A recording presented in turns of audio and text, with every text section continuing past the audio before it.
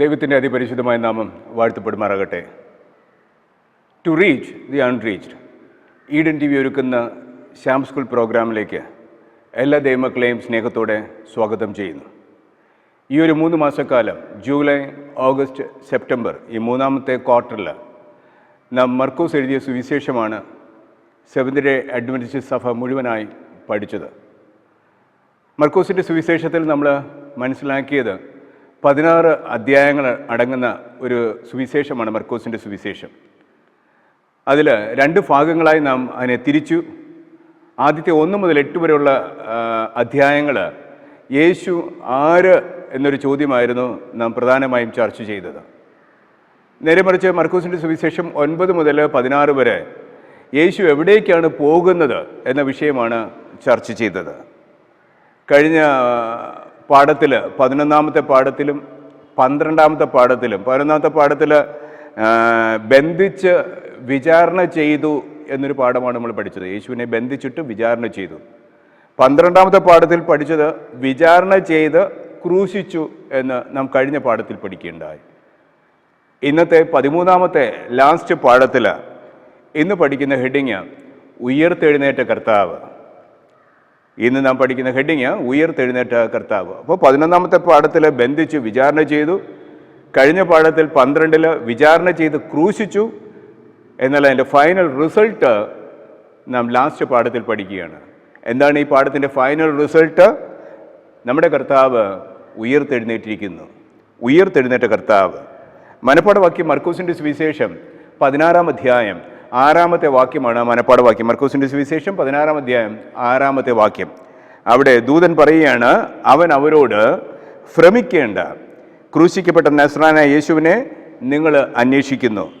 അവൻ ഉയർത്തെഴുന്നേറ്റു, അവനിവിടെ ഇല്ല, അവന് വെച്ച സ്ഥലം ഇതാ എന്ന് ദൂതന്മാർ വന്നതായ സ്ത്രീകളോട് പറയുകയാണ്.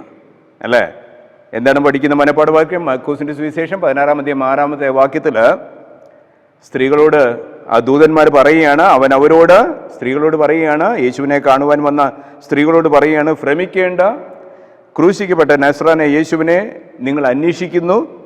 അവൻ ഉയർത്തെഴുന്നേറ്റു, അവനിവിടെയില്ല, അവന് വെച്ച സ്ഥലം ഇതാ എന്ന് മനപ്പാഠവാക്യം നമ്മെ സൂചിപ്പിക്കുന്നു. അപ്പോൾ യേശുവിൻ്റെ ക്രൂശ് മരണം ഒക്കെ നാം കഴിഞ്ഞ പാഠത്തിൽ പഠിക്കുകയുണ്ടായി. ഇന്നത്തെ പാഠത്തിൽ യേശുവിൻ്റെ ഉയർത്തെഴുന്നേൽപ്പിനെ കുറിച്ച് പഠിക്കുകയാണ്. യേശുവിൻ്റെ പുനരുത്ഥാനം നമ്മുടെ പ്രത്യാശയ്ക്കും നമ്മുടെ വിശ്വാസത്തിനും എത്രമാത്രം ബലം നൽകുന്നു എന്നീ പാഠം ചർച്ച ചെയ്യാൻ പോവുകയാണ്. ഓരോ ദൈവമക്കളുടെയും അടിസ്ഥാനം എന്ന് പറയുന്നത് യേശുവിൻ്റെ പുനരുത്ഥാനമാണ്. യേശുവിൻ്റെ ഉയർത്തെഴുന്നേൽപ്പ് അല്ലെങ്കിൽ പുനരുത്ഥാനമാണ് നമ്മുടെ വിശ്വാസത്തിൻ്റെയും പ്രത്യാശയുടെയും അടിത്തറ.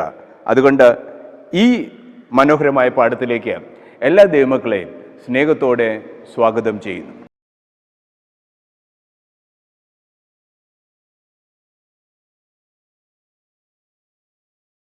ഞായറാഴ്ചത്തെ ഭാഗത്തേക്ക് വരാം. ഞായറാഴ്ച പഠിക്കുന്ന ഹെഡിങ് പുനരുത്ഥാനത്തിനുള്ള സന്തോഷം. പുനരുത്ഥാനത്തിലുള്ള സന്തോഷം. ഞായറാഴ്ചത്തെ ഭാഗത്തിൽ ആദ്യം ചോദിക്കുന്നത്, ഇവിടെ എന്താണ് സംഭവിക്കുന്നത്? പുനരുത്ഥാന വിവരണത്തിൽ ഈ കഥ എത്ര അനുയോജ്യമായിരിക്കുന്നത് എന്തുകൊണ്ട് എന്നൊരു ചോദ്യം ഇവിടെ ചോദിക്കുകയാണ്. പ്രതിപാദ്യ വിഷയം മർക്കോസിൻ്റെ സുവിശേഷം 15ാം അധ്യായം 42 മുതലുള്ള വാക്യങ്ങളാണ് പ്രതിപാദ്യ വിഷയം. മർക്കോസിൻ്റെ സുവിശേഷം 15ാം അധ്യായം 42 മുതലുള്ള വാക്യങ്ങൾ. അവിടെ നമുക്കറിയാം, വൈകുന്നേരമായപ്പോൾ ശബത്തിൻ്റെ തലേനാളായി ഒരുക്കനാളാകൊണ്ട് ശ്രേഷ്ഠ മന്ത്രിയും ദൈവരാജ്യത്തെ കാത്തിരുന്നവനുമായ അരിമത്തിയിലെ യോസഫ് വന്ന് ധൈര്യത്തോടെ പീലാത്തോസിൻ്റെ അടുക്കൽ വന്ന് യേശുവിൻ്റെ ശരീരം ചോദിക്കുന്നു. അല്ലേ? നമുക്ക് കഴിഞ്ഞ പാഠത്തിൽ നമ്മൾ പഠിക്കുകയുണ്ടായി. കഴിഞ്ഞ ആഴ്ചയിൽ നമ്മൾ പഠിക്കുകയുണ്ടായി. ഏറ്റവും അറിയപ്പെടുന്നതായ യേശുവിൻ്റെ ഒരു രഹസ്യ ശിഷ്യനെന്ന് ഒരു തരത്തിൽ പറയാം. അരിമത്തിയിലെ യോസഫ് നമുക്കറിയാം സൻഹെഡ്രിൻ കൗൺസിലിലെ ഒരു അംഗമായിരുന്നു. ഈ സൻഹെഡ്രിൻ കൗൺസിലാണ് യേശുവിനെ ക്രൂശിക്കുവാൻ കുറ്റം ചുമത്തിയത്. മറിച്ച് ഈ സൻഹെഡ്രിൻ കൗൺസിലിലെ ഒരംഗമായ അരിമത്തിയിലെ യോസഫ് ഇവിടെ പീലാത്തോസിൻ്റെ സന്നിധിയിൽ ധൈര്യത്തോടെ വരികയാണ്. അവൻ അവിടുത്തെ ഒരു മന്ത്രിയാണ്, കൂടാതെ സൻഹെഡ്രിൻ കൗൺസിലിലെ ഒരു അംഗവുമാണ്. ഇവിടെ യേശുവിൻ്റെ ശരീരം വന്ന് ചോദിക്കുന്നു. കൂടാതെ വേറൊരു രഹസ്യ ശിഷ്യനായ നിക്കോദിമസ് 100 റാന്തൽ വിലപിടിപ്പുള്ള മൂര് കൊണ്ടുവന്ന് യേശുവിൻ്റെ ശരീരത്തെ പൂശുവാനുള്ള എല്ലാ ഒരുക്കങ്ങളും യേശുവിൻ്റെ വേറൊരു ശിഷ്യനായ, രഹസ്യത്തിലുള്ള ശിഷ്യനായ നിക്കോദിമസും ഇവിടെ ചെയ്യുന്നതായി നാം സുവിശേഷങ്ങൾ വായിക്കുമ്പോൾ മനസ്സിലാകുന്നു. ഇവിടെ യേശുവിൻ്റെ മരണം ഒരുക്കനാളിലാണെന്ന് എല്ലാവരും സമ്മതിക്കുന്ന ഒരു വസ്തുതയാണ്. കാരണം എല്ലാ സുവിശേഷത്തിലും അത് പറയുന്നുണ്ട്. മർക്കോസിലും മത്തായിലും ലൂക്കോസിലും യോഹന്നാനിലെല്ലാം യേശു മരിച്ചത് ഒരുക്കനാളിലാണ് എന്ന് നാം എല്ലാവരും സമ്മതിക്കുന്ന ഒരു വസ്തുതയാണ്, അല്ലേ?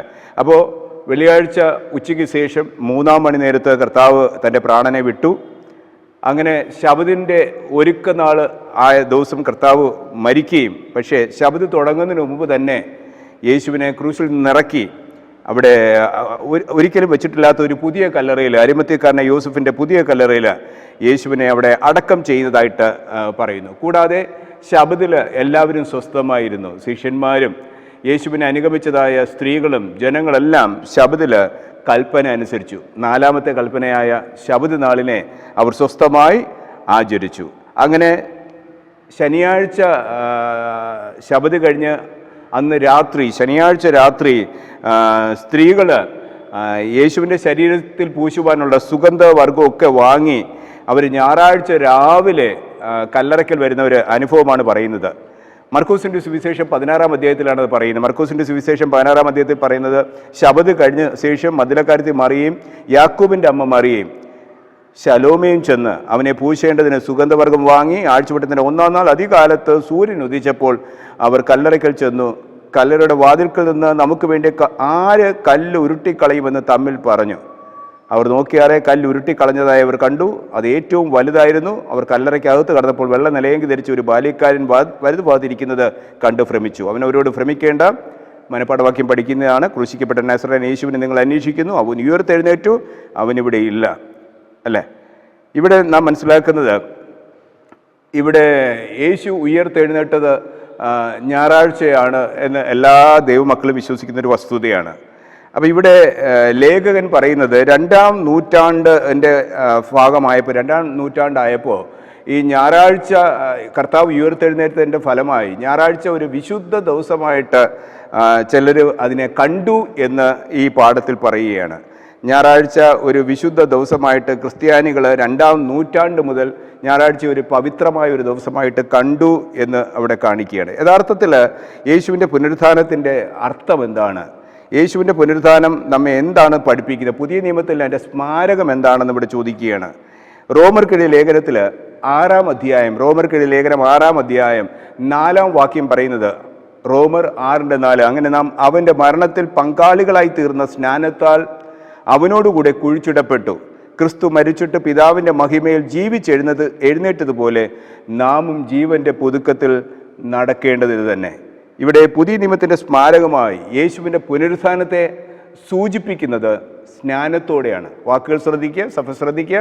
യേശുവിൻ്റെ പുനരുത്ഥാനത്തെ എന്തിനോടാണ് സൂചിപ്പിക്കുന്നത്? പുതിയ നിയമത്തിൽ സ്നാനത്തോടെയാണ്. സ്നാനം എന്ന് പറയുന്നത് നമ്മുടെ പാപത്തെ വെള്ളത്തിൽ കുഴിച്ചിട്ട് അടക്കം ചെയ്ത് ഒരു പുതിയ ദേഹിയായി അവൻ ഉയർത്തെഴുന്നേൽക്കുന്നു. അതാണ് സ്നാനം എന്ന വാക്കുകൊണ്ട് ഇവിടെ ഉദ്ദേശിക്കുന്നത്. അപ്പോൾ സ്നാനമാണ് പുതിയ നിയമത്തിൻ്റെ സ്മാരകമായി പുനരുത്ഥാനം എന്ന വാക്കുകൊണ്ട് ഉദ്ദേശിക്കുന്നത്. കൂടാതെ കൊലോസ്യ ലേഖനത്തിൽ 2-ാം അധ്യായം 12-ാം വാക്യം, കൊലോസ്യ ലേഖനം 2:12 പറയുന്നത്, സ്നാനത്താൽ നിങ്ങൾ അവനോടുകൂടെ അടക്കപ്പെടുകയും അവനെ മരിച്ചവരുടെ ഇടയിൽ നിന്ന് ഉയർത്തെഴുന്നേൽപ്പിച്ച ദൈവത്തിൻ്റെ വ്യാപാര ശക്തിയിലുള്ള വിശ്വാസത്താൽ അവനോടുകൂടെ നിങ്ങളും ഉയർത്തെഴുന്നേൽക്കുകയും ചെയ്തു എന്നിവിടെ പറയുന്നു. അപ്പോൾ സ്നാനത്താൽ നിങ്ങൾ അവനോടുകൂടെ അടക്കപ്പെടുകയും അവനെ മരിച്ചവരുടെ ഇടയിൽ നിന്ന് ഉയർത്തെഴുന്നേൽപ്പിച്ച ദൈവത്തിൻ്റെ വ്യാപാര ശക്തിയിലുള്ള വിശ്വാസത്താൽ അവനോടുകൂടെ നിങ്ങളെ എന്ത് ചെയ്തു? ഉയർത്തെഴുന്നേൽക്കുകയും ചെയ്തു എന്നിവിടെ പറയുന്നു. അപ്പോൾ യേശുവിൻ്റെ പുനരുത്ഥാനം നമ്മെ സൂചിപ്പിക്കുന്നത് വിശുദ്ധ സ്നാനമാണ്. ഒരു വ്യക്തി സ്നാനം ചെയ്യുമ്പോൾ, കർത്താവിനെ സ്വന്തം രക്ഷിതാവായി സ്വീകരിക്കുമ്പോൾ, അവൻ്റെ പാപങ്ങളെ അവൻ വെള്ളത്തിൽ അടക്കപ്പെടുകയും ഒരു പുതിയ ദേഹിയായി അവൻ ഉയർത്തെഴുന്നേൽക്കുകയും ചെയ്യും. എന്നാൽ അതിന് പകരം 2-ാം നൂറ്റാണ്ട് മുതൽ പൊതുവിൽ കാണുന്ന ഒരു ചിത്രം എന്ന് പറയുന്നത് ഞായറാഴ്ചയെ ഒരു പവിത്ര ദിവസമായി കാണുകയാണ്. കാരണം ഞായറാഴ്ചയാണ് യേശു ഉയർത്തെഴുന്നേറ്റത്. അതുകൊണ്ട് അത് ഒരു പവിത്ര ദിവസമായി കണ്ടുകൊണ്ട് ഇപ്പോൾ ക്രിസ്ത്യാനികൾ എല്ലാവരും, ഭൂരിഭാഗം പേരും ഞായറാഴ്ചയെ വിശുദ്ധ ദിവസമായി കാണുകയാണ്. ഒരിടത്തും ഞായറാഴ്ച, ബൈബിളിൽ ഒരു തെളിവും ഒരിടത്തും പറയുന്നില്ല ഞായറാഴ്ച വിശുദ്ധ ദിവസമാണെന്ന് ഒരിടത്തും പറയുന്നില്ല. കാരണം ശനിയാഴ്ചയുടെ ശബദിൻ്റെ പരിശുദ്ധിയെ ശിഷ്യന്മാർ അനുസരിച്ചു. അന്നത്തെ ജനം അനുസരിച്ചു എന്ന് ബൈബിൾ തെളിവുകളായി പറയുമ്പോൾ ഞായറാഴ്ച ഒരു വ്യാജ സിദ്ധാന്തം നൽകി ഒരു വ്യാജ ആരാധനയിലേക്ക് അവിടെ കൊണ്ടുവരുന്നു എന്ന് പറയുന്നു. അതുകൊണ്ട് പലർക്കും ഈ ഞായറാഴ്ച സന്തോഷത്തിൻ്റെ ദിവസമാണ്, ഉയർപ്പിൻ ഞായറാഴ്ച സന്തോഷത്തിൻ്റെ ദിവസമാണ് എന്ന് പറയുമ്പോൾ പൊതുവെ അഡ്വന്റിസ്റ്റുകാർക്ക്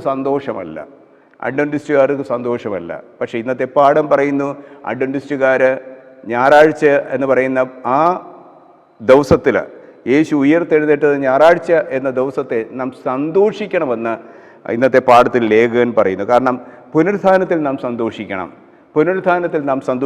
അത് വിശുദ്ധ ദിവസമായി ആചരിക്കുവാനല്ല പറയുന്നത്. അഡ്വന്റിസ്റ്റുകാർ ആ ദിവസത്തിൽ സന്തോഷിക്കണമെന്ന് പറയുമ്പോൾ പുനരുത്ഥാനമാണ് നമ്മുടെ വിശ്വാസത്തിൻ്റെയും പ്രത്യാശയുടെയും അടിത്തറ. നമ്മുടെ വിശ്വാസത്തിൻ്റെയും പ്രത്യാശയുടെയും അടിത്തറ എന്ന് പറയുന്നത് പുനരുത്ഥാനമാണ്, അല്ലേ? കർത്താവ് തന്നെ പറയുന്നു, ഞാൻ തന്നെ വഴിയും സത്യവും ജീവനും ആകുന്നു, അല്ലേ? വീണ്ടും കർത്താവ് തന്നെ പറയുന്നു, ഞാൻ തന്നെ പുനരുത്ഥാനമാകുന്നു, എന്നിൽ വിശ്വസിക്കുന്നവൻ വീണ്ടും ജീവിക്കും, അല്ലേ? യേശുവിൻ്റെ പുനരുത്ഥാനമാണ് നമുക്ക് പ്രത്യാശയും സന്തോഷവും നൽകുന്നത്. കാരണം മരിച്ചവരിൽ നിന്ന് ആദ്യ ഫലമായിട്ട് നമ്മുടെ കർത്താവ് ഉയർത്തെഴുന്നേറ്റു, അല്ലേ? അതുകൊണ്ട് യേശു മരിക്കുകയും ജീവിച്ചെഴുന്നേൽക്കുകയും ചെയ്തു എന്ന് നാം വിശ്വസിക്കുന്നുവെങ്കിൽ അങ്ങനെ തന്നെ ദൈവം നിദ്ര കൊണ്ടവരെയും യേശു മുഖാന്തരം അവനോടുകൂടെ വരുത്തുമെന്ന് 1 തെസ്സലോനിക്യ ലേഖനത്തിൽ 4-ാം അധ്യായം അതിൻ്റെ 14-ാം വാക്യം പറയുന്നു. അതുകൊണ്ട് വിശ്വാസിക്ക് ക്രിസ്തു പുനരുത്ഥാനത്തിലൂടെ ജീവൻ നൽകുന്നു എന്നിവിടെ പറയുന്നു. ഓരോ വിശ്വാസിക്കും ക്രിസ്തു പുനരുത്ഥാനത്തിലൂടെ ജീവൻ നൽകുന്നു. കർത്താവ് പറയുകയാണ്, ഞാൻ കൊടുക്കുന്ന വെള്ളം കുടിക്കുന്നവനോ ഒരു നാളും ദാഹിക്കുകയില്ല, ഞാൻ കൊടുക്കുന്ന വെള്ളം അവന് നിത്യജീവങ്കലേക്ക് പൊങ്ങി വരുന്ന നീരുറവയായി തീരുമെന്ന് പറയുന്നു. വീണ്ടും കർത്താവ് പറയുന്നു, എൻ്റെ മാംസം തിന്നുകയും എൻ്റെ രക്തം കുടിക്കുകയും ചെയ്യുന്നവന് നിത്യജീവനുണ്ട്. വീണ്ടും കർത്താവ് പറയുന്നു, ഞാൻ ഒടുക്കത്തെ നാളിൽ അവനെ ഉയർത്തെഴുന്നേൽപ്പിക്കും. അതുകൊണ്ട് ഒരു വിശ്വാസി മരണത്തെ ഭയപ്പെടേണ്ട കാര്യമില്ല.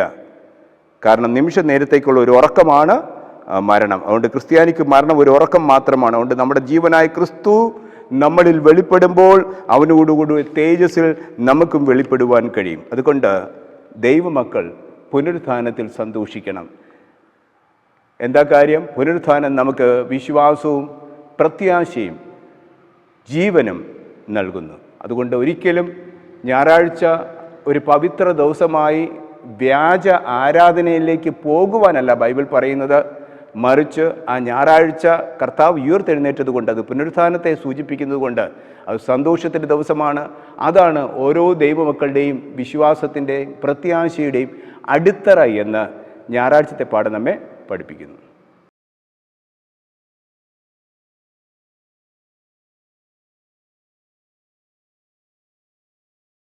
തിങ്കളാഴ്ചത്തെ ഭാഗത്തേക്ക് വരാം. തിങ്കളാഴ്ച പഠിക്കുന്ന ഹെഡിങ് കല്ല് ഉരുട്ടി നീക്കപ്പെട്ടിരുന്നു. തിങ്കളാഴ്ച പഠിക്കുന്ന ഹെഡിങ് കല്ല് ഉരുട്ടി നീക്കപ്പെട്ടിരുന്നു. മർക്കോസിൻ്റെ സുവിശേഷം 16-ാം അധ്യായം 1 മുതൽ 8 വരെയുള്ള വേദവാക്യങ്ങളാണ് പ്രതിപാദ്യ വിഷയം. മർക്കോസിൻ്റെ സുവിശേഷം 16-ാം അധ്യായം 1 മുതൽ 8 വരെയുള്ള വേദവാക്യങ്ങൾ. ഇവിടെ നാം കാണുന്നത് 3 സ്ത്രീകളാണ് മർക്കോസിൻ്റെ സുവിശേഷത്തിൽ പറയുന്നത്. ശബത്ത് കഴിഞ്ഞ ശേഷം മദ്ദലക്കാരത്തി മറിയ, യാക്കോബിൻ്റെ അമ്മ മറിയ, മറ്റൊരു സ്ത്രീ ശലോമ, ഈ 3 പേരും ചേർന്നാണ് സുഗന്ധവർഗം വാങ്ങി അവിടെ കല്ലറയ്ക്കൽ വരുന്നത്. അപ്പോൾ ആഴ്ചവട്ടത്തിൻ്റെ 1-ാം നാൾ ഞായറാഴ്ച അതികാലത്ത് സൂര്യൻ ഉദിച്ചപ്പോൾ അവർ കല്ലറയ്ക്കൽ ചെന്നു എന്നിവിടെ പറയുന്നു. ഇനി അവിടെ ജീവിതത്തിലുണ്ടായ ഒരു വലിയൊരു പ്രയാസത്തെക്കുറിച്ച് പറയുകയാണ്. കല്ലറയുടെ വാതിൽക്കൽ നിന്ന് നമുക്ക് വേണ്ടി കല്ല് ആര് ഉരുട്ടിക്കളയുമെന്ന് തമ്മിൽ പറഞ്ഞു. നമുക്കറിയാം, കഴിഞ്ഞ പാഠത്തിൽ കഴിഞ്ഞ ആഴ്ചയിൽ നമ്മൾ പഠിക്കുകയുണ്ടായി, ഒരു വലിയൊരു കല്ലാണ് അവിടെ ഉരുട്ടി വെച്ചത്. അതിൽ റോമൻ മുദ്ര പതിപ്പിച്ചു. പിന്നെ ഏകദേശം 100 പടയാളികൾ വരെ ആ ശരീരത്തിന് വേണ്ടി കാവൽ നിന്നു. കാരണം പലതരത്തിലുള്ള തെറ്റിദ്ധാരണകളുണ്ടായിരുന്നു. യേശുവിൻ്റെ ശിഷ്യന്മാർ ആ ശരീരം മോഷ്ടിക്കുമെന്ന് ചിലർക്കൊരു തെറ്റിദ്ധാരണ ഉണ്ടായിരുന്നു. പിന്നെ കർത്താവ് ജീവിച്ചിരുന്നപ്പോൾ തന്നെ പറയുണ്ടായി, ഞാൻ 3-ാം നാൾ ഉയർത്തെഴുന്നേൽക്കും, അല്ലേ? അപ്പോൾ അതൊരിക്കലും സംഭവിപ്പാൻ പാടില്ല. കർത്താവ് പറഞ്ഞ കാര്യം ഒരിക്കലും സംഭവിപ്പാൻ പാടില്ല. അതുകൊണ്ട് യഹൂദ മത നേതാക്കന്മാർ ഭയങ്കര രീതിയിലുള്ള ഒരു സുരക്ഷിതത്വമാണ് ആ കല്ലറയിൽ നൽകിയത്. റോമൻ പടയാളികളെ ഏകദേശം 100 പേരെ അവിടെ കാവൽ നിർത്തി. എന്നിട്ട് വലിയൊരു കല്ല് ഉരുട്ടി വെച്ചു. എന്നിട്ട് ആ കല്ലിൽ റോമൻ മുദ്ര പതിപ്പിച്ചു, അല്ലേ? അതൊക്കെ നമ്മൾ കഴിഞ്ഞ പാഠത്തിൽ പഠിച്ചതാണ്. അപ്പോൾ ഇവിടെ ആ സ്ത്രീകൾ വരികയാണ്. ആ സ്ത്രീകളുടെ മുന്നിലുള്ള ഏക വിഷയമെന്ന് പറയുന്നത് അവർ പ്രയാസപ്പെട്ട എന്താണ്, ആര് നമുക്ക് വേണ്ടി ഈ കല്ല് ഉരുട്ടിക്കളയും എന്ന് അവർ സ്വയം തമ്മിൽ പറയുകയാണ്. പക്ഷെ ഇവിടെ പറയുന്നത് അവർ നോക്കിയാറെ, 4-ാം വാക്യം പറയുന്നത് കല്ല് ഉരുട്ടിക്കളഞ്ഞതായി കണ്ടു, അത് ഏറ്റവും വലുതായിരുന്നു എന്നിവിടെ പറയുന്നു. അപ്പോൾ ഇവിടെ അവിടെ മുന്നിലെ ഏക പ്രശ്നം എന്ന് പറയുന്നത് സുഗന്ധദ്രവ്യവുമായി ശരീരത്തിൽ പൂശുവാനായിട്ട് സുഗന്ധവർഗവുമായി വരികയാണ്. പക്ഷേ എങ്ങനെ അതിനകത്ത് കടക്കുവാൻ കഴിയും? കാരണം വലിയൊരു കല്ലാണല്ലോ അവിടെ ഉരുട്ടി വെച്ചിരിക്കുന്നത്, അതെങ്ങനെ മാറ്റുവാൻ കഴിയും? പക്ഷേ ഇവിടെ നാം മനസ്സിലാക്കുന്നത് അവരുടെ ജീവിതത്തിലെ വലിയൊരു പ്രശ്നമായിരുന്നു ആ കല്ല്, അല്ലേ? ഒരു തടസ്സമായിരുന്നു ആ കല്ല്. പക്ഷേ ദൈവം അവർക്കായി കല്ലിനെ എന്ത് ചെയ്തു? മാറ്റിക്കൊടുത്തു. അങ്ങനെ കല്ല് നീക്കിയിരിക്കുന്നതായി കണ്ടു, അത് ഏറ്റവും വലുതായിരുന്നു. അവർ കല്ലറയ്ക്കകത്ത് കടന്നപ്പോൾ എന്താണ് ഇനി അവർ കാണുന്നത്? വെള്ള നിലയങ്കി ധരിച്ച ഒരു ബാല്യക്കാരൻ. ഈ മർക്കോസിൻ്റെ സുവിശേഷത്തിൽ ഒരു ബാല്യക്കാരൻ എന്ന് പറയുന്നു. മത്തായിയുടെ സുവിശേഷത്തിൽ 2 ദൂതന്മാരെയാണ് സൂചിപ്പിക്കുന്നത്. ഇവിടെ ഒരു ബാല്യക്കാരൻ മീൻസ് ഒരു ദൂതനെയാണ് ഇവിടെ പറയുന്നത്. മത്തായിയുടെ സുവിശേഷത്തിലും മറ്റൊരു സുവിശേഷത്തിലും 2 ദൂതന്മാർ, ഒരാൾ തലക്കലിരുന്നു, ഒരാൾ കാൽക്കലിരുന്നു എന്നിവിടെ പറയുന്നു. അപ്പോൾ ഇവിടെ വെള്ള നിലയങ്കി ധരിച്ച ഒരു ബാല്യക്കാരൻ വലതുഭാഗം ഇരിക്കുന്ന കണ്ടു. അവൻ അവരോട് ഭ്രമിക്കേണ്ട, ക്രൂശിക്കപ്പെട്ട നസറായനായ യേശുവിനെ നിങ്ങൾ അന്വേഷിക്കുന്നു, അവൻ ഉയർത്തെഴുന്നേറ്റു, അവൻ ഇവിടെ ഇല്ല, അവന് വെച്ച സ്ഥലം ഇതാ. നിങ്ങൾ പോയി അവൻ്റെ ശിഷ്യന്മാരോടും പത്രോസിനോടും അവൻ നിങ്ങൾക്ക് മുമ്പേ ഗലീലയ്ക്ക് പോയി എന്ന് പറവീൻ, അവൻ നിങ്ങളോട് പറഞ്ഞതുപോലെ അവിടെ അവനെ കാണും എന്ന് പറവീൻ എന്ന് പറഞ്ഞു, അല്ലേ? അപ്പോൾ ഇവിടെ അവർ കണ്ടതായ ഒരു സാക്ഷ്യത്തെയാണ് ഇവിടെ മനസ്സിലാക്കുന്നത്. 3 പേര് ഇവിടെ കടന്നു വരുന്നതായി പറയും. മത്തായിയുടെ സുവിശേഷത്തിൽ 4 പേരെയാണ് അവിടെ സൂചിപ്പിക്കുന്നത്, 4 സ്ത്രീകളെയാണ് മത്തായിയുടെ സുവിശേഷത്തിൽ സൂചിപ്പിക്കുന്നത്. ഇവിടെ മർക്കോസിൻ്റെ സുവിശേഷത്തിൽ 3 പേരെയാണ് അവിടെ സൂചിപ്പിക്കുന്നത്. അപ്പോൾ ഇവിടെ നാം മനസ്സിലാക്കുന്നത് മരിച്ചു, അടക്കം ചെയ്യപ്പെട്ടു, ഉയർത്തു, അല്ലെങ്കിൽ കാണപ്പെട്ടു. 4 കാര്യങ്ങളാണ് എല്ലാ സുവിശേഷത്തിലും പൊതുവെ പറയുന്നത്. യേശു മരിച്ചു, അടക്കം ചെയ്യപ്പെട്ടു, 3-ാം നാൾ ഉയർത്തെഴുന്നേറ്റു, ഇനി മറ്റുള്ളവർക്ക് പ്രത്യക്ഷമായി, കാണപ്പെട്ടു. അപ്പോൾ 4 കാര്യങ്ങളാണ് ഇവിടെ പറയുന്നത്. അതിൽ 2 കാര്യങ്ങൾ, മരിച്ചു, അടക്കം ചെയ്യപ്പെട്ടു, അത് മർക്കോസിൻ്റെ സുവിശേഷം 15-ാമത്തെ വാക്യത്തിൽ പറയുന്നു, 15-ാമത്തെ അധ്യായത്തിൽ പറയുന്നു. നേരെ മറിച്ച് ഉയർത്തു, കാണപ്പെട്ടു, അത് മർക്കോസിൻ്റെ സുവിശേഷം 16-ാമത്തെ അധ്യായത്തിലാണ് അതിനെക്കുറിച്ച് പറയുന്നത്. അപ്പോൾ ഇന്ന് തിങ്കളാഴ്ചത്തെ പാഠത്തിൽ പ്രധാനമായും നമ്മൾ ചർച്ച ചെയ്യുന്നത് ഉയർത്തെഴുന്നേൽപ്പിനുള്ള തെളിവുകളാണ്. തിങ്കളാഴ്ചത്തെ പാഠത്തിൽ ചർച്ച ചെയ്യുന്നത് വാക്കുകൾ ശ്രദ്ധിക്കുക. ഉയർത്തെഴുന്നേൽപ്പിനുള്ള തെളിവുകൾ. പലപ്പോഴും തെളിവുകൾ പലതരത്തിലും പ്രയാസമുള്ള കാര്യങ്ങളാണ്. പലതരത്തിൽ ജനങ്ങൾ അതിനെക്കുറിച്ച് ചർച്ച ചെയ്യാറുണ്ട്.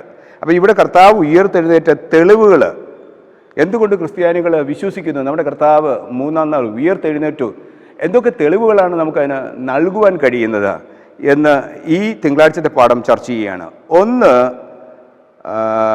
പറയുന്നത്, ഒന്നാമത്തെ തെളിവെന്ന് പറയുന്നത് ഈ ലോകത്തെ ചമച്ചത് നമ്മുടെ ദൈവമാണ്, അല്ലെങ്കിൽ നമ്മുടെ കർത്താവാണ്. ഉൽപ്പത്തിയുടെ പുസ്തകം 1-2 അധ്യായങ്ങളൊക്കെ എടുക്കുമ്പോൾ ആദ്യം ദൈവം ആകാശവും ഭൂമിയും സൃഷ്ടിച്ചു, അല്ലേ? എന്നിട്ട് സകല ചരാചരങ്ങളെ എല്ലാം 6 ദിവസം കൊണ്ട് സൃഷ്ടിച്ചു, എല്ലാം പൂർത്തി വരുത്തി. അപ്പോൾ ഒരു സൃഷ്ടാവാണ് നമ്മുടെ ദൈവം.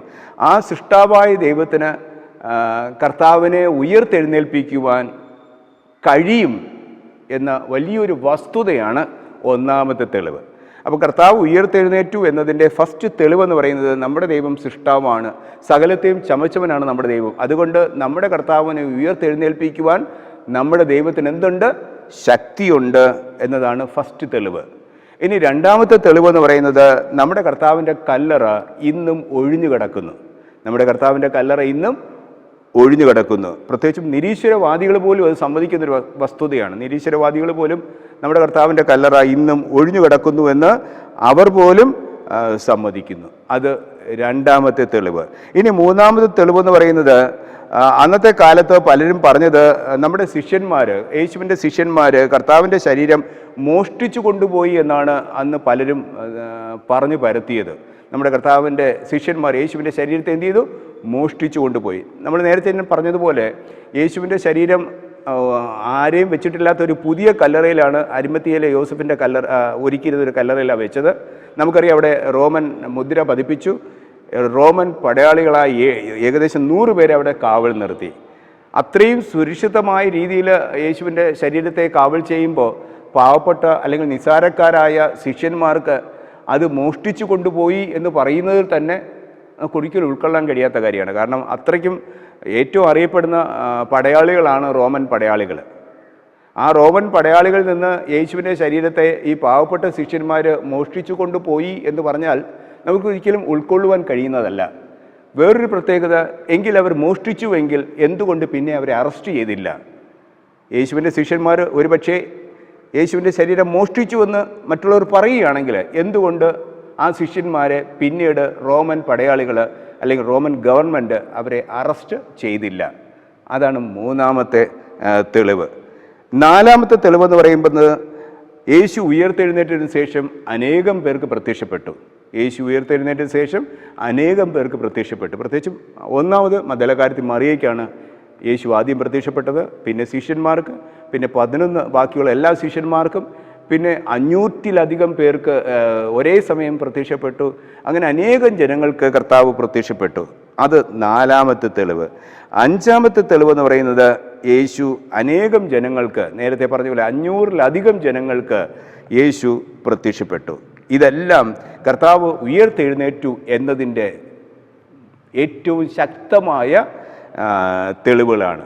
അതുകൊണ്ട് തിങ്കളാഴ്ചത്തെ പാഠം പറയുന്നത് കർത്താവ് ഉയർത്തെഴുന്നേറ്റതിൻ്റെ ശക്തമായ തെളിവുകളാണ് തിങ്കളാഴ്ചത്തെ പാഠത്തിൽ പങ്കുവയ്ക്കുന്നത്. അതിനെ തന്നെ പൗലോസ് അപ്പോസ്തലൻ വ്യക്തമായി സാക്ഷീകരിക്കുന്നു. 1 കൊരിന്ത്യർ 15-ാം അധ്യായം 1 മുതൽ 8 വരെയുള്ള വേദവാക്യങ്ങൾ. 1 കൊരിന്ത്യർ 15-ാം അധ്യായം 1 മുതൽ 8 വരെ പൗലോസിൻ്റെ സാക്ഷ്യം ശ്രദ്ധിക്കുക. എന്നാൽ സഹോദരന്മാരെ, ഞാൻ നിങ്ങളോട് സുവിശേഷിച്ചതും നിങ്ങൾക്ക് ലഭിച്ചതും നിങ്ങൾ നിൽക്കുന്നതും നിങ്ങൾ വിശ്വസിച്ചതും വൃഥാവല്ലെന്ന് വരികിൽ നിങ്ങൾ രക്ഷിക്കപ്പെടുന്നതുമായ സുവിശേഷം നിങ്ങൾ പിടിച്ചുകൊണ്ടാൽ ഞാൻ ഇന്ന വിധം നിങ്ങളോട് സുവിശേഷിച്ചിരിക്കുന്നു എന്ന് നിങ്ങളെ ഓർമ്മിപ്പിക്കുന്നു. അല്ല, തുടക്കത്തെ വാക്യത്തിൽ പറയുന്നത്, സഹോദരന്മാരെ, ഞാൻ നിങ്ങളോട് സുവിശേഷിച്ചതും നിങ്ങൾക്ക് ലഭിച്ചതും നിങ്ങൾ ഈ നിൽക്കുന്നതും നിങ്ങൾ വിശ്വസിച്ചതും ഒരിക്കലും എന്താകാൻ പാടില്ല?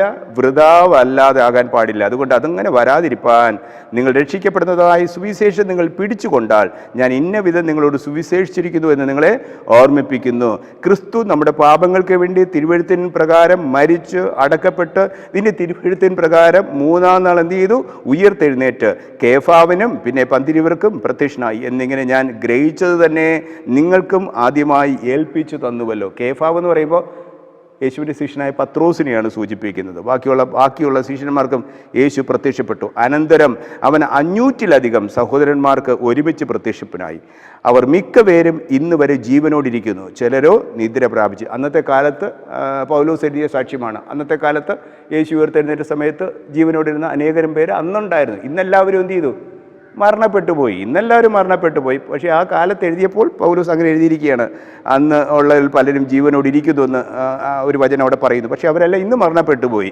അതുകൊണ്ട് മിക്കപേരും ഇന്ന് ജീവനോടിരിക്കുന്നു, ചിലർ നിദ്ര പ്രാപിച്ചു. അനന്തരം അവൻ യാക്കോബിനും പിന്നെ അപ്പോസ്തലന്മാർക്കും എല്ലാവർക്കും പ്രത്യക്ഷനായി. എല്ലാവർക്കും ഒടുവിൽ, അല്ലെങ്കിൽ 8-ാം വാക്യം ശ്രദ്ധിക്കുക, പൗലോസിൻ്റെ സാക്ഷ്യം ശ്രദ്ധിക്കുക, എല്ലാവർക്കും ഒടുവിൽ അകാല പ്രജ പോലെയുള്ള എനിക്കും എന്ത് ചെയ്തു? പ്രത്യക്ഷനായി എന്നിവിടെ പറയുകയാണ്. അപ്പോൾ യേശു പൗലോസിനും പ്രത്യക്ഷനായി. ദമസ്കസിൽ വെച്ച്, ശൗലായിരിക്കെ ദമസ്കസിൽ വെച്ച് യേശു പൗലോസിനും എന്ത് ചെയ്തു? പ്രത്യക്ഷനായി. അപ്പോൾ ശക്തമായ തെളിവുകളാണ് ഇവിടെ കർത്താവ് ഉയർത്തെഴുന്നേറ്റു എന്നതിനെക്കുറിച്ച് തിങ്കളാഴ്ചത്തെ പാഠം നമ്മെ പഠിപ്പിക്കുന്നത്.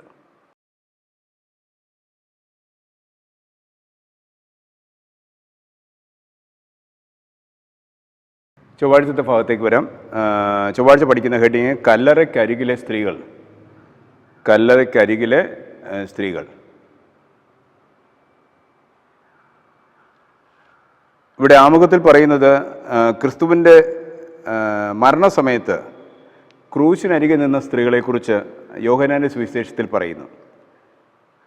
ക്രിസ്തുവിൻ്റെ മരണസമയത്ത് ക്രൂശിനരികെ നിന്നതായ സ്ത്രീകളെക്കുറിച്ച് യോഹന്നാൻ്റെ സുവിശേഷം 19-ാം അധ്യായം 25-ാം വാക്യം പറയുന്നു. യേശുവിൻ്റെ ക്രൂശിനരികെ അവൻ്റെ അമ്മയും അമ്മയുടെ സഹോദരിയായ ക്ലെയോഫാവിൻ്റെ ഭാര്യ മറിയയും മഗ്ദലക്കാരത്തി മറിയയും നിന്നിരുന്നു എന്നവിടെ പറയുന്നു. യേശുവിൻ്റെ ക്രൂശിനരികെ നിന്ന സ്ത്രീകളെക്കുറിച്ചാണ്. യേശുവിൻ്റെ ക്രൂശിനരികെ യേശുവിൻ്റെ അമ്മയായ മറിയയും, ഇനി അമ്മയുടെ സഹോദരിയും, പിന്നെ ക്ലെയോഫാവിൻ്റെ ഭാര്യ മറിയയും, പിന്നെ മഗ്ദലക്കാരത്തി മറിയയും നിന്നിരുന്നു. 4 പേരെക്കുറിച്ച് അവിടെ പറയുകയാണ്. പക്ഷേ ആഴ്ചവട്ടത്തിൻ്റെ 1-ാം നാൾ കല്ലറയ്ക്കൽ വന്ന 3 പേരെക്കുറിച്ച് നമ്മൾ കഴിഞ്ഞ പാഠത്തിൽ പഠിക്കുകയുണ്ടായി. മർക്കോസിൻ്റെ സുവിശേഷം 16-ാം അധ്യായത്തിൽ മഗ്ദലക്കാരത്തി മറിയ, യാക്കോബിൻ്റെ അമ്മ മറിയ, ശലോമ, ഇവർ 3 പേരും യേശുവിൻ്റെ കല്ലറയ്ക്കൽ വന്ന അനുഭവം അവിടെ പറയുന്നു അല്ലേ. അപ്പോൾ എല്ലാവരും അവർ കടന്നു വരുമ്പോൾ പല കാര്യങ്ങളും ആ സ്ത്രീകൾ മറന്നുപോയി.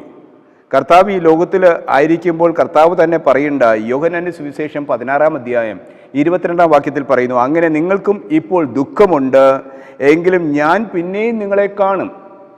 അങ്ങനെ നിങ്ങൾക്ക് ഇപ്പോൾ ദുഃഖമുണ്ട്, ഞാൻ ഈ പറയുന്ന കാര്യത്തിൽ ഞാൻ 3-ാം നാൾ ഉയർത്തെഴുന്നേൽക്കും, ഇപ്പോൾ ഈ ഭൂമിയിൽ എനിക്ക് പീഡനമുണ്ടാകും, ശിഷ്യന്മാരെന്നെ തള്ളിപ്പറയും, ഇതൊക്കെ പറയുമ്പോൾ നിങ്ങൾക്ക് ദുഃഖമുണ്ട്, എങ്കിലും ഞാൻ പിന്നെയും 3-ാം നാൾ എന്ത് ചെയ്യും?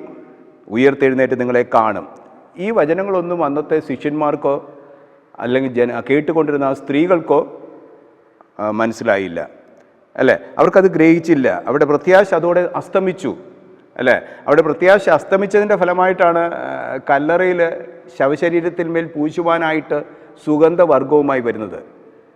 അവർ ജീവിച്ചിരുന്ന സമയത്ത്, യേശു ജീവിച്ചിരുന്ന സമയത്ത് യേശു പറഞ്ഞതായ ആ വചനം ഈ സ്ത്രീകൾ മനസ്സിലാക്കിയിരുന്നെങ്കിൽ ഒരിക്കലും സുഗന്ധവർഗവുമായി കല്ലറയ്ക്കൽ കർത്താവിൻ്റെ ശരീരത്തിൽ വരേണ്ട കാര്യമില്ലായിരുന്നു.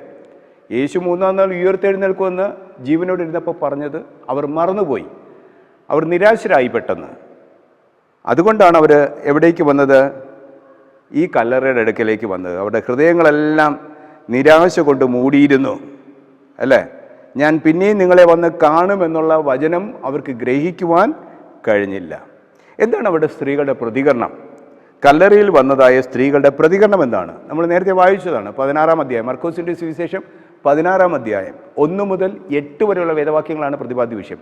മർക്കോസിൻ്റെ സുവിശേഷം 16-ാം അധ്യായം 1 മുതൽ 8 വരെയുള്ള വേദവാക്യങ്ങൾ നമ്മൾ നേരത്തെ അത് വായിക്കുകയുണ്ടായി.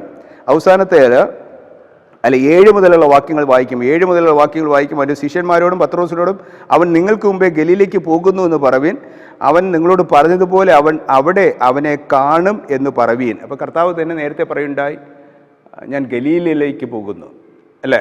അപ്പോൾ ദൂതന്മാർ പറയുകയാണ്, നിങ്ങൾക്ക് മുമ്പേ അവൻ എവിടേക്ക് പോകുന്നു? ഗലീലയിലേക്ക് പോകുന്നു. അതുകൊണ്ട് സ്ത്രീകളോട് പറയുകയാണ്, പത്രോസിനോടും ശിഷ്യന്മാരോടും പറയുക, കർത്താവ് എവിടെ പോയിരിക്കുന്നു?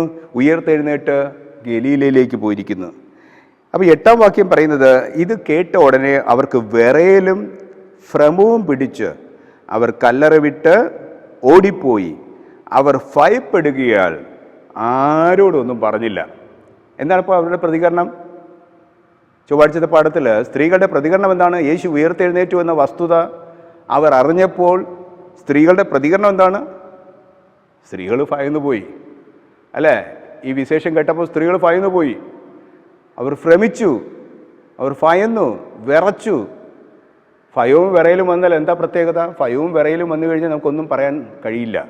ഈ സ്ത്രീകൾക്കഥ സംഭവിച്ചത്. അവർ ഭയപ്പെടുകയാൽ ആരോടും അവരൊന്നും പറഞ്ഞില്ല എന്നാണ് അവിടെ പറയുന്നത്. നമുക്കറിയാം, മർക്കോസിൻ്റെ സുവിശേഷം തുടങ്ങുമ്പോൾ തന്നെ യേശു മശിഹയാണെന്നൊരു വസ്തുത മർക്കോസിൻ്റെ സുവിശേഷം തുടങ്ങുമ്പോൾ തന്നെ അതിൻ്റെ 1-ാം അധ്യായം 1-ാമത്തെ വാക്യത്തിൽ തന്നെ പറയുന്നു യേശു മശിഹയാണ്.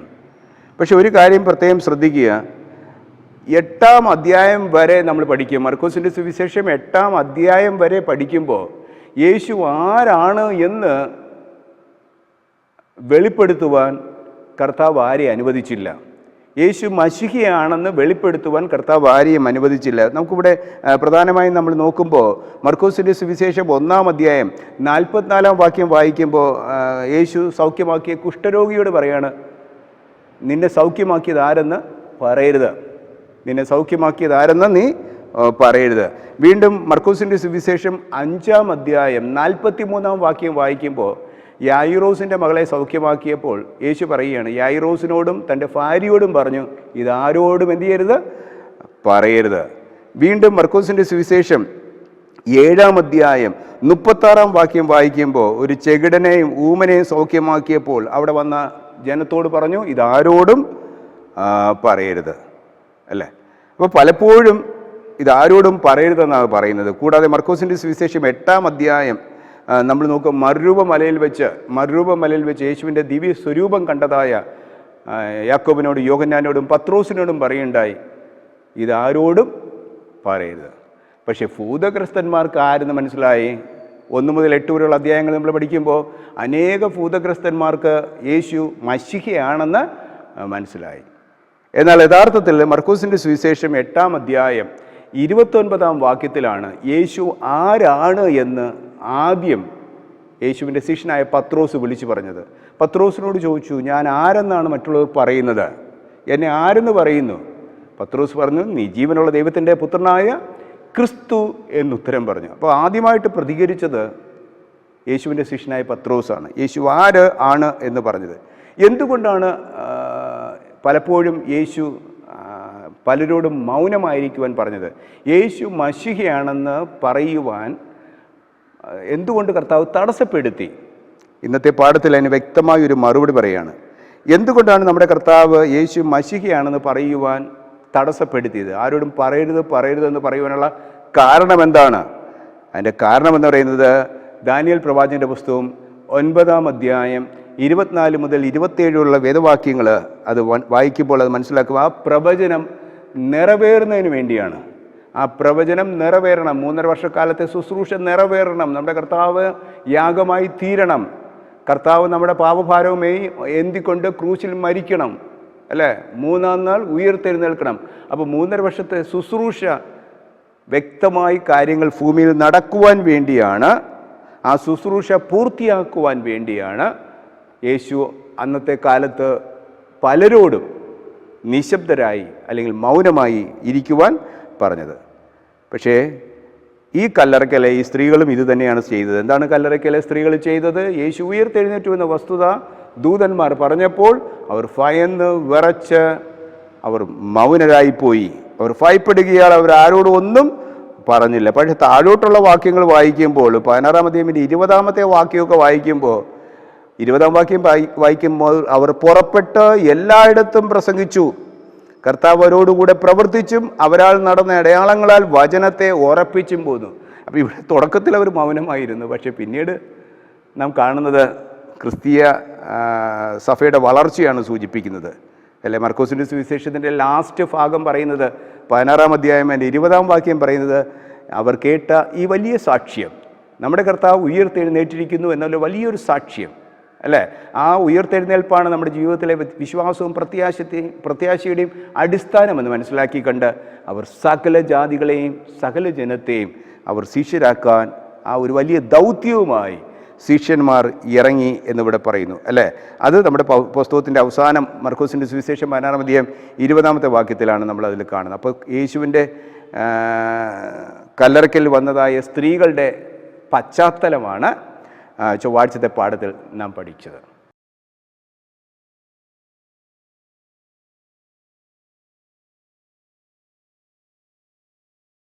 ബുധനാഴ്ചത്തെ ഭാഗത്തേക്ക് വരാം. ബുധനാഴ്ച പഠിക്കുന്ന ഹെഡിങ് മറിയയ്ക്കും മറ്റുള്ളവർക്കും പ്രത്യക്ഷപ്പെട്ടു. മറിയയ്ക്കും മറ്റുള്ളവർക്കും പ്രത്യക്ഷപ്പെട്ടു. മർക്കോസിൻ്റെ സുവിശേഷം 16-ാം അധ്യായം 9 മുതൽ 14 വരെയുള്ള വേദവാക്യങ്ങളാണ് പ്രതിപാദ്യ വിഷയം. മർക്കോസിൻ്റെ സുവിശേഷം 16-ാം അധ്യായം 9 മുതൽ 14 വരെ. അവിടെ പറയുന്നത്, അവൻ ആഴ്ചവട്ടത്തിൻ്റെ 1-ാം നാൾ രാവിലെ ഉയർത്തെഴുന്നേറ്റ് താൻ 7 ഭൂതങ്ങളെ പുറത്താക്കിയിരുന്ന ആർക്കാ? മഗ്ദലക്കാരത്തി മറിയയ്ക്ക് ആദ്യം പ്രത്യക്ഷനായി. അവൾ ചെന്ന് അവനോടുകൂടി ഇരുന്നവരായി ദുഃഖിച്ചും കരഞ്ഞും കൊണ്ടിരിക്കുന്നവരോട് അറിയിച്ചു. അവൻ ജീവനോടിരിക്കുന്നുവെന്നും അവൾ അവനെ കണ്ടുവെന്നും അവർ കേട്ടപ്പോൾ വിശ്വസിച്ചില്ല. അപ്പോൾ ഇവിടെ മർക്കോസിൻ്റെ സുവിശേഷം 16-ാം അധ്യായം 9-10 വാക്യങ്ങൾ വായിക്കുമ്പോൾ ആദ്യം കർത്താവ് പ്രത്യക്ഷപ്പെട്ടത് മഗ്ദലക്കാരത്തി മറിയയ്ക്കാണ്. ലാസറിൻ്റെ സഹോദരിയായ മരിച്ചുപോയ ലാസറിൻ്റെ സഹോദരിയായ മഗ്ദലക്കാരത്തി മറിയയ്ക്കാണ് യേശു ആദ്യം പ്രത്യക്ഷപ്പെട്ടത്. 7 ഭൂതങ്ങളെ പുറത്താക്കിയതായ മഗ്ദലക്കാരത്തി മറിയയ്ക്കാണ് യേശു ആദ്യം പ്രത്യക്ഷപ്പെട്ടത്. അവൾ പോയി യേശുവിൻ്റെ ശിഷ്യന്മാരോട് പറഞ്ഞു, പ്രത്യേകിച്ച് പത്രോസിനോടും ബാക്കിയുള്ള ശിഷ്യന്മാരോടും പറഞ്ഞു. പക്ഷേ അവർ വിശ്വസിച്ചില്ല എന്നാണ് വചനം പറയുന്നത്. ഒരു സ്ത്രീ ഒരുപക്ഷെ പറഞ്ഞതുകൊണ്ടായിരിക്കാം യേശുവിൻ്റെ ശിഷ്യന്മാരത് വിശ്വസിച്ചില്ല. 12 മുതലുള്ള വാക്യങ്ങൾ വായിക്കുമ്പോൾ, പിന്നെ അവരിൽ 2 പേർ നാട്ടിലേക്ക് പോകുമ്പോൾ അവൻ മറ്റൊരു രൂപത്തിൽ അവർക്ക് പ്രത്യക്ഷനായി. അവർ പോയി ശേഷമുള്ളവരോട് അറിയിച്ചു. അവരുടെ വാക്കും അവർ വിശ്വസിച്ചില്ല. 12-13 വാക്യങ്ങൾ പറയുമ്പോൾ നമുക്കറിയാം എമാവൂസിലേക്കുള്ള യാത്രയാണ് അത് സൂചിപ്പിക്കുന്നത്. എമാവൂസിലേക്കുള്ള യാത്ര യെരുശലേമിൽ നിന്ന് 8 മൈൽ അകലെയുള്ള എമാവൂസ് എന്ന ഗ്രാമത്തിലേക്ക് യേശുവിൻ്റെ 2 ശിഷ്യന്മാർ യാത്ര ചെയ്യുകയാണ്.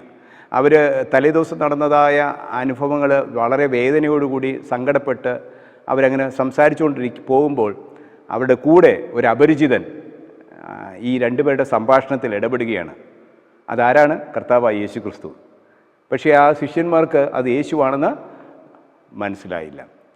പക്ഷെ പിന്നത്തേതിൽ അത് കർത്താവാണെന്ന്, അല്ലേ, അവിടെ അപ്പം നുറുക്കി അവർ ഭക്ഷിക്കുന്ന സമയത്ത് അത് കർത്താവാണെന്ന് ആ ശിഷ്യന്മാർ മനസ്സിലായി.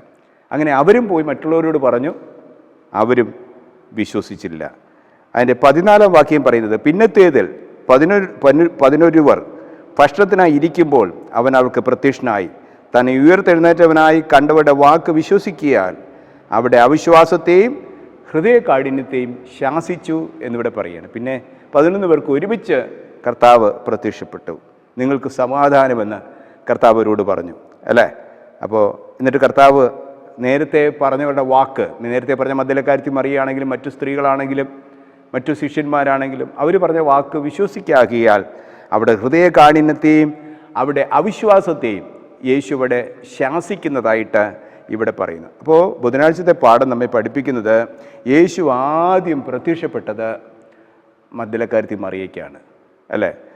യോഹന്നാൻ്റെ സുവിശേഷം വായിച്ചാലോ അത് പറയുന്നു. യോഹന്നാൻ്റെ സുവിശേഷം വായിക്കുമ്പോൾ അവിടെ പറയുന്നത് 20-ാം അധ്യായത്തിൽ ആരംഭവാക്യം ആഴ്ചവട്ടത്തിൻ്റെ 1-ാം നാൾ, യോഹന്നാൻ്റെ സുവിശേഷം 20:1, ആഴ്ചവട്ടത്തിൻ്റെ 1-ാം നാൾ മഗ്ദലക്കാരത്തി മറിയ രാവിലെ ഇരുട്ടുള്ളപ്പോൾ തന്നെ കല്ലറയ്ക്കൽ ചെന്ന് കല്ലറ വായ്ക്കൽ നിന്ന് കല്ല് നീങ്ങിയിരിക്കുന്നത് കണ്ടു, അല്ലേ? അവിടെ യേശു അവൾക്ക് പ്രത്യക്ഷപ്പെട്ട അനുഭവത്തെ അവിടെ സൂചിപ്പിക്കുകയാണ്. പക്ഷേ ഇവിടെ ബുധനാഴ്ചത്തെ പാഠം നമ്മെ പഠിപ്പിക്കുന്നത് ആദ്യമായി കണ്ടത് സ്ത്രീകളായിരുന്നു. മഗ്ദലക്കാരത്തി മറിയയും മറ്റുള്ള സ്ത്രീകളും. പാഠത്തിന് ഹെഡി നോക്കിക്കേ, മറിയയ്ക്കും മറ്റുള്ളവർക്കും പ്രത്യക്ഷപ്പെട്ടു. മറ്റുള്ളവരെന്ന് പറയുമ്പോൾ പ്രധാനമായും സ്ത്രീകളാണ്. അത് കഴിഞ്ഞിട്ടാണ് ശിഷ്യന്മാർ കണ്ടത്.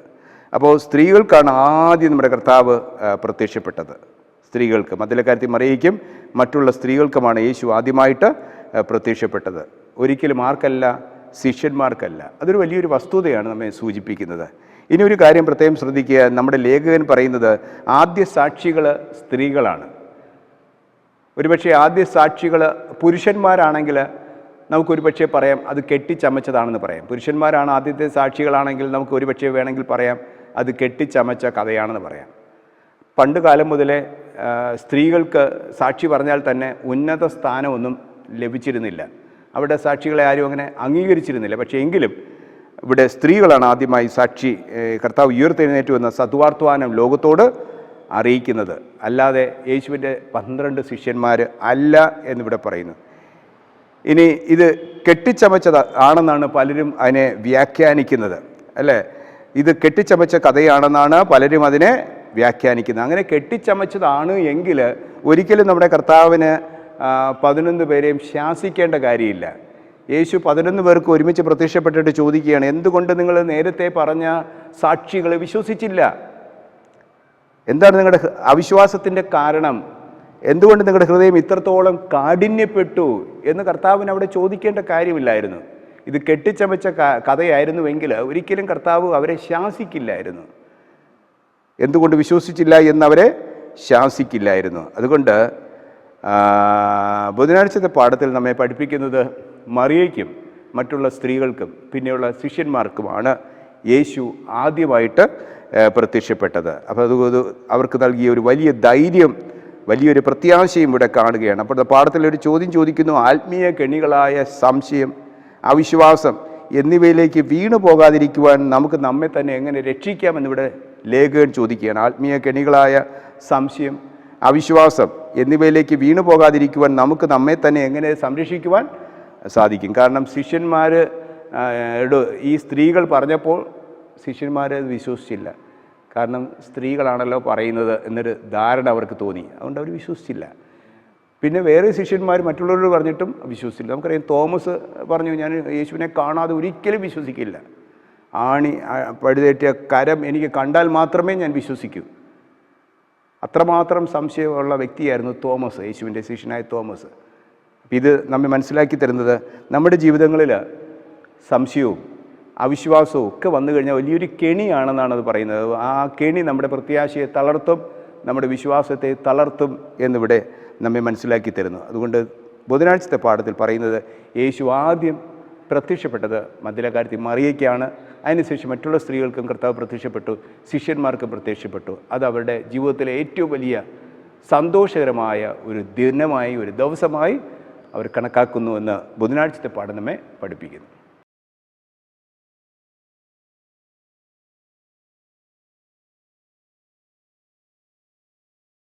വ്യാഴാഴ്ചത്തെ പാഠത്തിലേക്ക് വരാം. വ്യാഴാഴ്ച പഠിക്കുന്ന ഹെഡിങ് ഭൂലോകത്തിലൊക്കെയും പോകുക.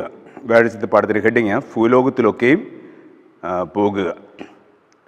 മർക്കോസിൻ്റെ സുവിശേഷം 16-ാം അധ്യായം 15 മുതൽ 20 വരെയുള്ള വേദവാക്യങ്ങളാണ് പ്രതിപാദ്യ വിഷയം. മർക്കോസിൻ്റെ സുവിശേഷം 16-ാം അധ്യായം 15 മുതൽ 20 വരെ. ഇവിടെ ചോദിക്കുന്നത്, യേശു ശിഷ്യന്മാർക്ക് പ്രത്യക്ഷപ്പെട്ടപ്പോൾ അവരോട് പറഞ്ഞതെന്താണ്? ഈ വാക്കുകൾ നമുക്ക് ഇന്ന് എന്ത് അർത്ഥമാക്കുന്നു എന്നിവിടെ ചോദിക്കുന്നു. ഈ വാക്കുകൾ നമുക്ക് എന്ത് അർത്ഥമാക്കുന്നു? മർക്കോസിൻ്റെ സുവിശേഷം 16-ാം അധ്യായം 15 മുതൽ 20 വരെ. 15 മുതൽ 20 വരെ. പിന്നെ അവൻ അവരോട്, നിങ്ങൾ ഭൂലോകത്തിലൊക്കെയും പോയി സകല സൃഷ്ടിയോടും സുവിശേഷം പ്രസംഗിപ്പീൻ.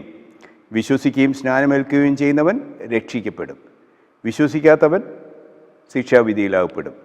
വിശ്വസിക്കുന്നവരാൽ ഈ അടയാളങ്ങൾ നടക്കും. എൻ്റെ നാമത്തിൽ അവർ ഭൂതങ്ങളെ പുറത്താക്കും, പുതുഭാഷകളിൽ സംസാരിക്കും, സർപ്പങ്ങളെ പിടിച്ചെടുക്കും, മരണകരമായ യാതൊന്നും കടിച്ചാലും അവർക്ക് ഹാനി വരികയില്ല, രോഗികളുടെ മേൽ കൈവച്ചാൽ അവർക്ക് സൗഖ്യം വരും എന്ന് പറഞ്ഞു. ഇങ്ങനെ കർത്താവ് യേശു അവരോട് അരുളി ചെയ്ത ശേഷം സ്വർഗത്തിലേക്ക് എടുക്കപ്പെട്ടു, ദൈവത്തിൻ്റെ വലതുഭാഗത്തിരുന്നു. അവർ പുറപ്പെട്ട് എല്ലായിടത്തും പ്രസംഗിച്ചു. കർത്താവ് അവരോടുകൂടെ പ്രവർത്തിച്ചും അവരാൽ നടന്ന അടയാളങ്ങളാൽ വചനത്തെ ഉറപ്പിച്ചും പോന്നു എന്നിവിടെ പറയും. മർക്കോസിൻ്റെ സുവിശേഷം 16-ാം അധ്യായം 15 മുതൽ 20 വരെയുള്ള വേദവാക്യങ്ങളാണ് പ്രതിപാദ്യ വിഷയം. കർത്താവ് പറയുകയാണ്, പാഠത്തിന് കെട്ടി നോക്കിക്കേ, ഭൂലോകത്തിലൊക്കെയും പോകുക, ഭൂലോകത്തിലൊക്കെയും പോകുക. എന്താണ് നിങ്ങൾക്ക് പറയാനുള്ള വിഷയം? നമ്മുടെ കർത്താവ് ഉയർത്തെഴുന്നേറ്റിരിക്കുന്നു, നമ്മുടെ കർത്താവ് ഉയർത്തെഴുന്നേറ്റിരിക്കുന്നു. ഈ വലിയൊരു സാക്ഷ്യം ഭൂലോകത്തിലൊക്കെയും പോയി പ്രസംഗിക്കുക. വിശ്വസിക്കുകയും സ്നാനമേൽക്കുകയും ചെയ്യുന്നവൻ എന്ത് ചെയ്യും? രക്ഷിക്കപ്പെടും. വിശ്വസിക്കാത്തവൻ എന്ത് ചെയ്യും? വരാനിരിക്കുന്ന ന്യായവിധിയാകുന്ന ശിക്ഷാവിധിയിൽ അകപ്പെടും. അല്ലേ? അപ്പോൾ ഒരു വലിയൊരു ഉത്തരവാദിത്വമാണ് തൻ്റെ ശിഷ്യന്മാർക്ക് കർത്താവ് നൽകുന്നത്. അല്ലേ? ഒരു വലിയൊരു ഉത്തരവാദിത്വം. ആദ്യം അവരുടെ ഹൃദയകാഠിന്യത്തെയും അവരുടെ അവിശ്വാസത്തെയും കർത്താവ് ശാസിച്ചതിന് ശേഷം അവരെ ധൈര്യപ്പെടുത്തുകയാണ്. എന്താണ്? നിങ്ങൾ ഭൂലോകത്തിലൊക്കെയും പോയി എൻ്റെ ശിഷ്യന്മാരാകുക. വിശ്വാസത്തിൻ്റെ അടിത്തറ പാകുകയാണ് കർത്താവ് ചെയ്യുന്നത്. വിശ്വാസത്തിൻ്റെ ഉറച്ച അടിത്തറയാണ് കർത്താവ് അവിടെ പാകുന്നത്. അല്ലേ? കാരണം സുവിശേഷം ലോകത്തിലേക്ക് എത്തിക്കുവാനുള്ള ഒരു വലിയ ഉത്തരവാദിത്വം, അല്ലെങ്കിൽ ഒരു വലിയൊരു ദൗത്യം അവിടെ കർത്താവ് ശിഷ്യന്മാർക്ക് നൽകുകയാണ്. അതുകൊണ്ടാണ് മത്തായിയുടെ സുവിശേഷത്തിൽ പറയുന്ന ഒരു വലിയ വചനമുണ്ട്. മത്തായിയുടെ സുവിശേഷം 24-ാം അധ്യായം 14-ാം വാക്യം പറയുന്നു. മത്തായി 24:14, രാജ്യത്തിൻ്റെ ഈ സുവിശേഷം സകല ജാതികൾക്കും സാക്ഷ്യമായി ഭൂലോകത്തിലൊക്കെയും പ്രസംഗിക്കപ്പെടും, അപ്പോൾ അവസാനം വരും. അല്ലേ? രാജ്യത്തിൻ്റെ ഈ സുവിശേഷം സകല ജാതികൾക്കും സാക്ഷ്യമായി ഭൂലോകത്തിലൊക്കെയും പ്രസംഗിക്കപ്പെടും, അപ്പോൾ എന്തുണ്ടാകും? അവസാനം വരും. അപ്പോൾ കർത്താവ് ഉയർത്തെഴുന്നേറ്റിരിക്കുന്നു. ഈ ഉയർത്തെഴുന്നേറ്റ കർത്താവ് രണ്ടാമത് വീണ്ടും വരും എന്നുള്ള വലിയൊരു സദ്വാർത്തമാനം, നമ്മുടെ കർത്താവ് വീണ്ടും വരുന്നു എന്നുള്ള ഒരു വലിയൊരു സദ്വാർത്തമാനം ഭൂലോകത്തിലൊക്കെയും പോയി പ്രസംഗിക്കുക. അതാണ് വെളിപാടിൻ്റെ പ്രവചനത്തിൽ 14-ാം അധ്യായം 6 മുതൽ 12 വരെയുള്ള വേദവാക്യങ്ങളിൽ നമ്മൾ പറയുന്നത്. അല്ലേ? എല്ലാവരോടും, സകല ജാതിയോടും, ഗോത്രത്തോടും, ഭാഷയോടും, വംശത്തോടും അവരോട് അറിയിപ്പാൻ അവൻ്റെ പക്കലൊരു നിത്യ സുവിശേഷമുണ്ടായിരുന്നു. ദൈവത്തെ ഭയപ്പെട്ടവന് മഹത്വം കൊടുപ്പിൻ, അവൻ്റെ ന്യായവിധിയുടെ നാഴിക വന്നിരിക്കുന്നത്. അപ്പോൾ വലിയൊരു ഉത്തരവാദിത്വമാണ് അന്നത്തെ ശിഷ്യന്മാർക്ക് നൽകിയത്. ആ ഉത്തരവാദിത്വം ഇന്ന് നമുക്ക് ദൈവം നൽകിയിരിക്കുന്നു. ഭൂലോകത്തിലൊക്കെയും പോയി ഈ രാജ്യത്തിൻ്റെ സുവിശേഷം പറയുക.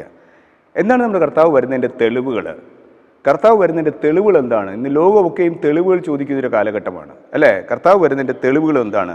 യേശു തന്നെ പറഞ്ഞു. മത്തായിയുടെ സുവിശേഷത്തിൽ പറയുന്നു. മത്തായിയുടെ സുവിശേഷം 24-ാം അധ്യായം 32-ഉം 33-ഉം വാക്യങ്ങൾ പറയുന്നു. അത്തിയെ നോക്കി ഒരു ഉപമ പഠിപ്പീൻ, അതിൻ്റെ കൊമ്പ് ഇളതായി ഇല തളിർക്കുമ്പോൾ വേനൽ അടുത്തു എന്ന് നിങ്ങൾ അറിയുന്നുവല്ലോ. അങ്ങനെ നിങ്ങൾ ഇതൊക്കെയും കാണുമ്പോൾ അവൻ അടുക്കെ വാതിൽക്കൽ തന്നെ ആയിരിക്കുന്നു എന്നറിഞ്ഞുകൊള്ളുവിൻ. ഏതൊക്കെ കാണുമ്പോൾ? ലോകത്തിൽ നടക്കുന്ന ഇന്നത്തെ സംഭവങ്ങൾ കാണുമ്പോൾ, അല്ലേ? ലോകത്തിൽ നടക്കുന്ന അരാജകത്വം കാണുമ്പോൾ, ലോകത്തിൽ നടക്കുന്ന രാഷ്ട്രീയ നിഷ്ക്രിയത്വം കാണുമ്പോൾ, സ്വരചേർച്ചയില്ലായ്മ കാണുമ്പോൾ, അല്ലേ? പലതരത്തിലുള്ള പ്രശ്നങ്ങൾ, അല്ലേ? സാമ്പത്തിക പ്രതിസന്ധി ആണെങ്കിലും ദാരിദ്ര്യമാണെങ്കിലും ലോകത്തിൽ നടക്കുന്ന എല്ലാ പ്രശ്നങ്ങളും നിങ്ങളുടെ ജീവിതത്തിൽ കാണുമ്പോൾ അവൻ അടുക്കെ വാതിൽക്കൽ തന്നെ ആയിരിക്കുന്നു എന്ന് നിങ്ങൾ എന്ത് ചെയ്യണം? അറിഞ്ഞുകൊള്ളുവീൻ. ഇന്ന് അനേകർ ചോദിക്കുന്നൊരു ചോദ്യമുണ്ട്. 2 പത്രോസിൻ്റെ ലേഖനം 3-ാം അധ്യായം 3-4 വാക്യങ്ങൾ, 2 പത്രോസ് 3-ാം അധ്യായം 3-4 വാക്യങ്ങൾ. ഇന്ന് അനേകർ ചോദിക്കുന്നൊരു ചോദ്യമുണ്ട്, അവൻ്റെ പ്രത്യക്ഷതയുടെ വാഗ്ദത്തം എവിടെ? പിതാക്കന്മാർ നിദ്ര കൊണ്ട ശേഷം സകലവും സൃഷ്ടിയുടെ ആരംഭത്തിൽ ഇരുന്നത് പോലെ തന്നെ ഇരിക്കുന്നു എന്ന് പറഞ്ഞ് സ്വന്തം മോഹങ്ങളെ അനുസരിച്ച് നടക്കുന്ന പരിഹാസികൾ പരിഹാസത്തോടെ അന്ത്യകാലത്ത് വരുമെന്ന് വിശേഷാൽ അറിഞ്ഞുകൊള്ളുവീൻ. ഇന്ന് അനേകർ ചോദിക്കുന്നൊരു ചോദ്യമുണ്ട്, കർത്താവിൻ്റെ പ്രത്യക്ഷതയുടെ വാഗ്ദത്തം എവിടെ?